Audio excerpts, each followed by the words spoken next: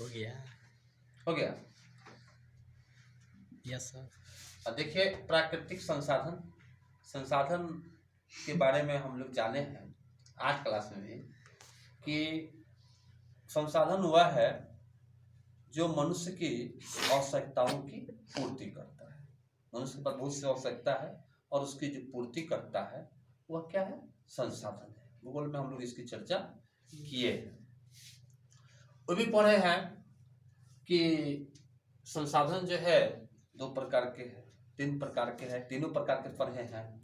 जैसे प्राकृतिक संसाधन, मानव निर्मित संसाधन और मानव संसाधन है।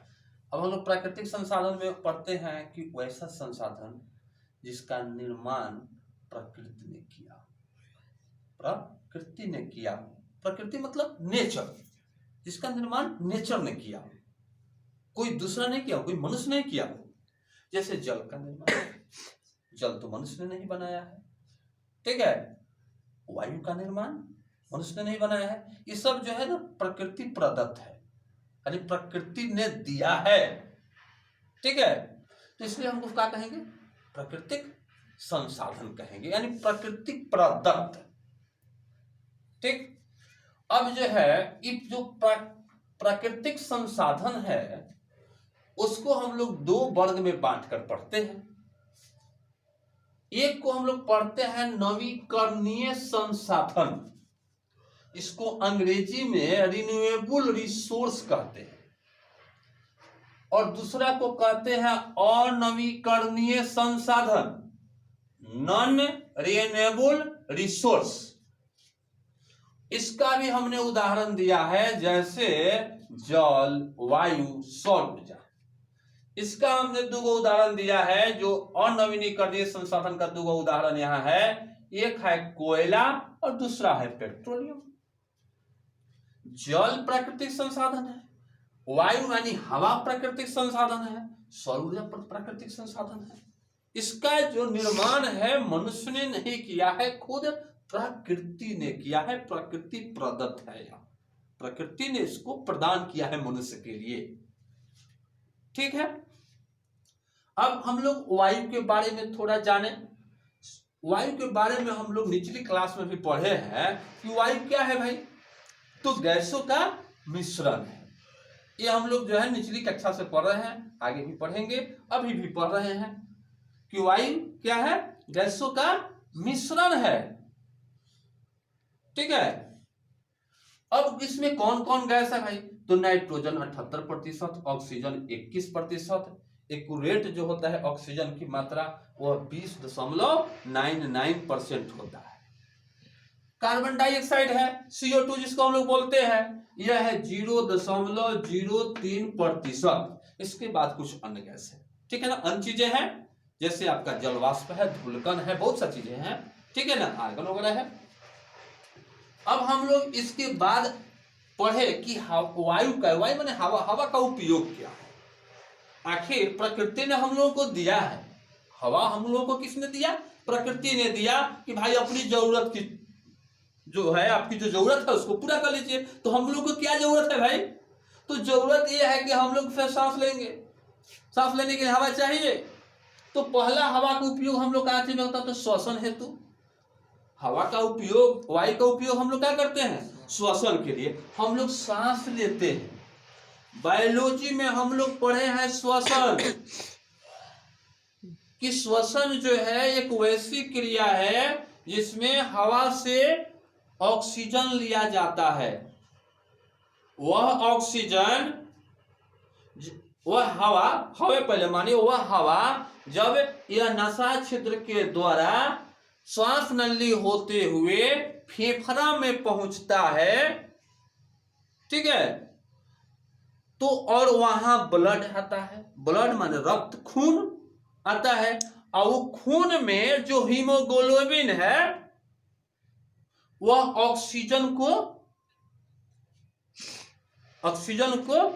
अपने में मिला लेता है। यानी इसीलिए कहा जाता है कि हीमोग्लोबिन ऑक्सीजन का कैरी करता है, यानी ऑक्सीजन का वाहक है। तो वह ऑक्सीजन को ले लेता है कौन? हीमोग्लोबिन। जब हीमोग्लोबिन के साथ ऑक्सीजन मिलता है, मेरे कहने का मतलब कि Hb माने हीमोग्लोबिन जोड़ O2 तो बनता है ऑक्सी हीमोग्लोबिन। क्या बनता है? ऑक्सी हीमोग्लोबिन बनता है। ठीक है, वह कहां जाता है? आपकी कोशिका में जाता है, वहां पर आपका कोशिकीय श्वसन पर कंप्लीट होता है और उसके बाद बनता है कौन चीज? CO2। क्या बनता है?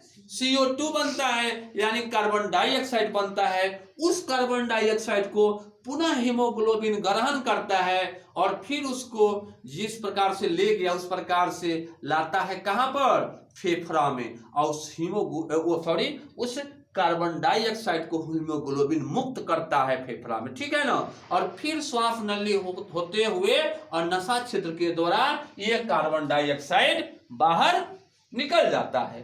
तो यहां जब इसके साथ जब हीमोग्लोबिन मिलता है वो तो क्या बनता है? Carboxy haemoglobin. क्या बनता है? Carboxy haemoglobin. बात समझ में आ गई? तो इस प्रकार से यदि हवा नहीं रहता तो श्वसन की क्रिया नहीं होती, इसीलिए हवा को प्राण आयु कहते हैं, क्योंकि बिना श्वसन का जीव का रहना मुश्किल है। ठीक है, नेक्स्ट पॉइंट है प्रकाश संश्लेषण की क्रिया, बड़ी इंपॉर्टेंट है। बायोलॉजी में हम लोग इसको भी पढ़े हैं कि पौधा जो अपना भोजन बनाती है उस क्रिया को क्या कहते हैं? प्रकाश संश्लेषण की क्रिया। यानी प्रकाश संश्लेषण क्रिया क्या है? तो पौधा जिस क्रिया के द्वारा अपना भोजन तैयार करती है वह प्रकाश संश्लेषण क्रिया है। लेकिन जब हम उसको डिटेल पढ़ते हैं और अंदर जाते हैं तो हम यह कहते हैं कि पौधा अपने भोजन बनाने के लिए, ठीक है, सूर्य से प्रकाश लेती है, ठीक है, और उसके पत्ती में क्लोरोफिल होता है और हवा से जो है वह कार्बन डाइऑक्साइड लेता है और जल से जल के द्वारा वह जल को ग्रहण कर लिया हुआ रहता है और तब जो है प्रकाश संश्लेषण की क्रिया जो है पूरी होती है और तब बनता है क्या चीज? कार्बोहाइड्रेट्स बनता है। ये चीज बताया गया है। तो प्रकाश संश्लेषण यदि हवा नहीं होता तो प्रकाश संश्लेषण की क्रिया भी नहीं होती। इसलिए वायु का दूसरा महत्वपूर्ण उपयोग है प्रकाश संश्लेषण की क्रिया में वायु का बहुत बड़ा योगदान है और श्वसन की क्रिया में वायु का बहुत बड़ा योगदान है। यदि हवा नहीं रहती तो ये दो क्रियाएं नहीं होती और जब ये दो क्रियाएं नहीं होती तो इस धरती पर कोई जीव नहीं रहता। कोई दिक्कत? तीसरी बात है ताप का, ये दो सबसे महत्वपूर्ण है। हवा का यह दो जो मुख्य भूमिका है, इसी के कारण इस धरती पर जीव स्थापित है, अन्यथा नहीं होता। अब तीसरा जो है ताप नियंत्रण, ये भी आगे के लिए बहुत महत्वपूर्ण है, इस पर ध्यान देने की जरूरत है। हवा जो है ताप को नियंत्रित करता है, हुआ यानी ताप को कंट्रोल करके रखता है, न बढ़ने देता है न घटने देता है। यहाँ उसका बहुत बड़ी भूमिका है। बढ़ने से, खास करके बढ़ने से तो जरूर रोकता है। इसका एक और पॉइंट है हरित गृह प्रभाव, ग्रीन हाउस इफेक्ट। आप इसको स्पेशल चैप्टर में आगे चल के पढ़िएगा कि ग्रीन हाउस प्रभाव क्या है। देखिए मैं बहुत संक्षिप्त में आपको बताऊंगा कि पृथ्वी पर प्रदूषण की वजह से, ऐसे समझिए, प्रदूषण की वजह से कुछ गैसें आ गई, ठीक है, तो वो आ गई। हमारा कुछ ग्रीन हाउस गैस है जो नाइट्रोजन वगैरह है, नाइट्रोजन से संबंधित गैस है, और कार्बन क्लोरोफ्लोरो, ठीक है, क्लोरोफ्लोरो कार्बन, इस सबसे महत्वपूर्ण है। इस चीज को जरूर ध्यान में रखिएगा, ठीक है ना। क्लोरोफ्लोरो कार्बन ये जो है क्या करते हैं कि हवा में मिल जाते हैं। सीधी बात मैं बता रहा हूं, ज्यादा घुमा फिरा नहीं रह रहा हूं, या सल्फर ऑक्साइड हो, सल्फर डाइऑक्साइड, सल्फर का कोई भी ऑक्साइड हो, ये जाकर के और हवा में एक अपनी परत बना लेते हैं। और ये जब ये परत बना लेते हैं, इनका एक परत जब बन जाता है तो ये जो है उष्मा का अवशोषक है बबुआ। यानी सूर्य से जो उष्मा आती है उसको क्या करते हैं, अवशोषित करते हैं, उसी मतलब सोख लेते हैं, ऐसे समझिए, उत्सर्जित नहीं करते हैं। और जब वो सोख लेंगे तब क्या होगा, टेम्परेचर बढ़ना शुरू होगा। क्या बढ़ेगा, टेम्परेचर बढ़ेगा, ताप बढ़ेगा। ठीक है, तो इस प्रकार से ताप बढ़ेगा। जब ताप बढ़ेगा, हमारा पर्यावरण का तापमान जब बढ़ेगा तो बहुत सा जो है ना उसका दुष्प्रभाव मानव पर भी पड़ेगा, और मानव के साथ साथ जो अन्य जीव जंतु हैं उन सब पर पड़ेगा। ठीक है, तो इस ग्रीन हाउस प्रभाव से भी बचना होगा। क्लियर, यहां तक कोई डाउट? अब है वैश्विक उष्मीकरण। ये यदि ग्रीन हाउस प्रभाव पड़ रहा है तो वैश्विक उष्मीकरण पूरे मतलब समझिए कि ग्लोबल रूप में हम पूरे विश्व स्तर पर देखें तो तापमान बढ़ रहा है, पर्यावरण का तापमान बढ़ रहा है, साथ साथ हमारे धरती का भी तापमान बढ़ रहा है। मैंने कई बार बताया है कि सामान्य से 2 से 2.5 डिग्री पृथ्वी का तापमान बढ़ गया है। ठीक है, तो ये है वैश्विक उष्मीकरण, यानी उष्मीकरण हो रहा है, इसका तापमान बढ़ रहा है। अभी न्यूज में जो हम ब्रेन ईटिंग अमीबा न्यूज में आप लोग देख रहे हैं, उसका यही कारण है कि पृथ्वी का तापमान बढ़ा, जिससे जलाशय में जो पानी है उसका तापमान बढ़ा। इस वजह से ब्रेन ईटिंग अमीबा का संख्या बढ़ रहा है और उससे ज्यादा लोगों को जो है ना वह प्रभावित भी कर रहा है। तो ये जो है वैश्विक, ये ग्लोबल वार्मिंग हम लोग इसको अंग्रेजी में कहते हैं। ग्लोबल वार्मिंग यानी पर्यावरण का तापमान बढ़ने से साथ साथ हमारे धरती का तापमान बढ़ रहा है। धरती का तापमान बढ़ेगा, ग्लेशियर पिघलेगा, या तो बाढ़ हो जाएगी और नहीं तो एक समय केवल पानी के लिए लोग तरसेगा।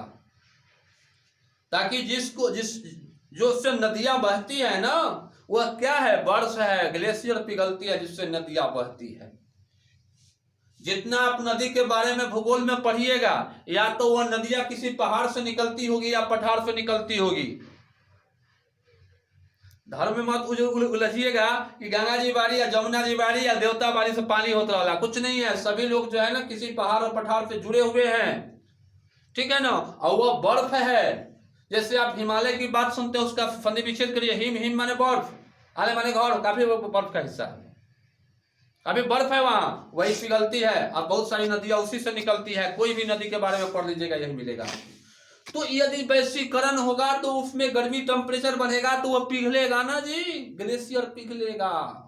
और जब ग्लेशियर पिघलेगा तो या तो नदियों में बाढ़ आएगी, या जब पूरा पिघल के एक दिन खत्म हो जाएगा तो पानी के लिए तरफ तरफ के लोग मरेंगे।